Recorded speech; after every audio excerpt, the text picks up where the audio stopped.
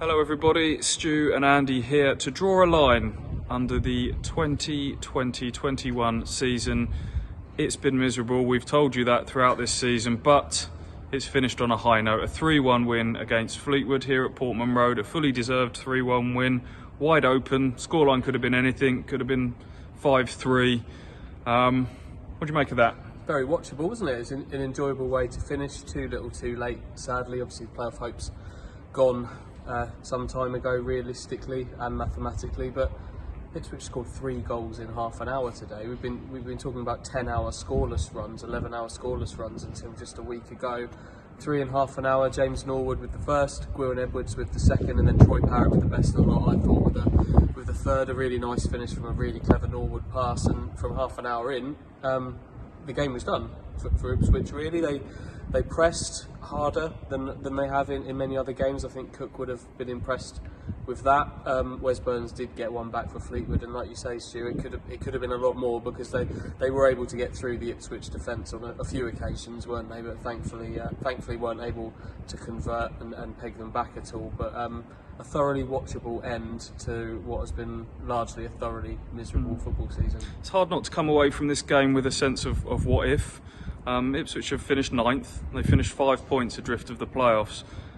Convert 3 of those 0-0 draws into wins, and they'd be in the top 6. And you think they can play like that today. We've talked about this squad being better than it is, and there were some nice little partnerships in there. Downs and Dazelle have started to really grow and flourish as a partnership. Norwood and Parrott played off each other quite nicely today. There was that sort of clinical edge that we haven't seen for a long time.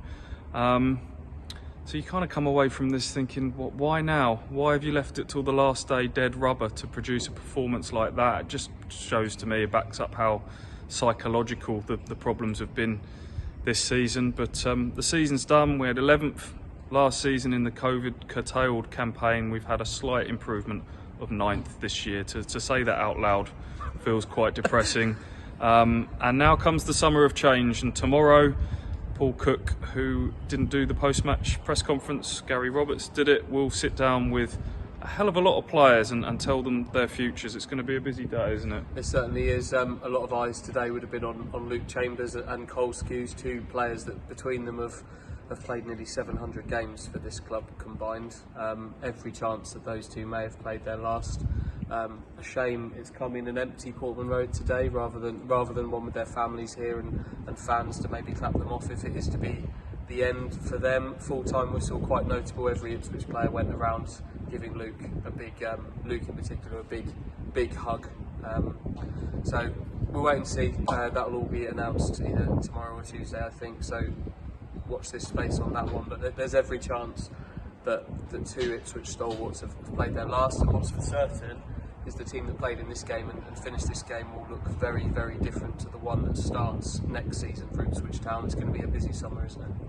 Yeah, it will look very different, but today is a reminder that there are some building blocks there. There are some players to salvage from the wreckage of this season. Dobra again, very bright on the right hand side, twinkle toes in the box to set up goal number 1. Norwood on to 10 goals for the season, for the 2nd season in a row, which is remarkable really, considering the injuries that he's battled and the lack of minutes that he's going along at a goal every other game during his 2 years here. I've mentioned Downs and Dazelle. Some of Dazelle's passing over the top first time was lovely to watch today. Wolfenden has finished by his own admission a bang average season on a bit of a high the last few games, and the Shrewsbury game in midweek, the Swindon game before that, we're just starting to see a few glimpses of what Paul Cook football's all about in this last few games. The sad thing is it's too little too late. It's what could have been, but we can cling on to a few little bits of positives heading into the summer, and hopefully with a few upgrades across a few different positions, things can be different next year.